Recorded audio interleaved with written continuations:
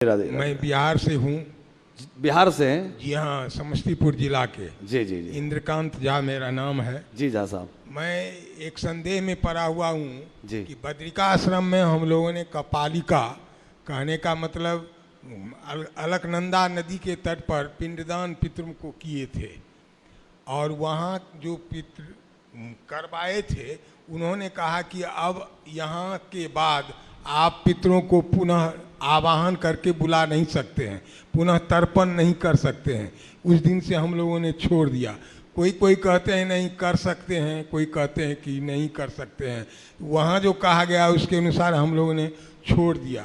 क्या यह ठीक है या गलत, इसके लिए हमको संदेह बना रहता है। जी जी जी, बहुत ही गलत है, छोड़ना नहीं है।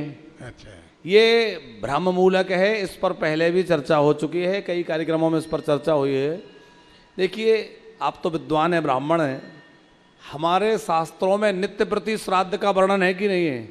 व्यक्ति को, गृहस्थ व्यक्ति को नित्य श्राद्ध करना चाहिए, नित्य तर्पण करना चाहिए। तो नित्य तर्पण में ऐसा कहीं विधान नहीं है कि आप जो है बद्रीनारायण में जाकर के तब पिंडदान कराएं तो उसके बाद नहीं करना चाहिए, या गया श्राद्ध के बाद। प्रमाणिकता के साथ हम कह रहे हैं कि गया श्राद्ध के बाद अथवा बद्रीनारायण में वहाँ तपोभूमि में जाकर के भी श्राद्ध करने के बाद भी आपको सतत अपने पितरों के लिए श्राद्ध और तर्पण सदा सर्वदा करते रहना चाहिए। उस कर्म को कभी बंद नहीं करना चाहिए, वरना बहुत बड़ा दोष लगेगा। क्योंकि भगवान के स्वरूप में ही पितृ मिल जाते हैं। जब वहाँ पिंडदान हो गया तो यही उनका कहना है कि मोक्ष हो गया। तो मोक्ष हो गया तो भगवत स्वरूप हो गए, और भगवत स्वरूप हो गए तो हम जो पिंडदान करेंगे, तर्पण करेंगे, वो भगवान को प्राप्त हो जाएगा। क्योंकि हमारे पितृ भगवान में मिल गए तो भगवान को प्राप्त हो जाएगा। तो क्या आपत्ति है? पितृस्वरूप जनार्दनाय नमः, तो जनार्दन को प्राप्त होगा, भगवान को प्राप्त होगा। अथवा हमारे पितृ जिन जिन योनियों में जहाँ जहाँ होंगे उस रूप में उनको प्राप्त हो जाएगा। तो करते रहना चाहिए, उसका कभी त्याग नहीं करना चाहिए। जी। दूसरा प्रश्न है जी। दुर्गा सप्तशती में एक श्लोक है, सर्वा बाधा प्रशमनं त्रिलोकस्य खिलेश्वरी एवमेव त्वया कार्यम अस्मद वैरी विनाशनम। जी। लोग इसको अपना मारण मंत्र समझ करके जो हमारे शत्रु का विनाश हो जाए, यह तथ्य है कि शत्रुता का नाश हो, यह तथ्य है। देखिए, हमारे धर्मशास्त्रों में कहीं भी बैर या हिंसा के लिए स्थान नहीं है। क्योंकि सनातन धर्म एक ऐसा धर्म है जो सबके प्रति सद्भाव रखना सिखाता है।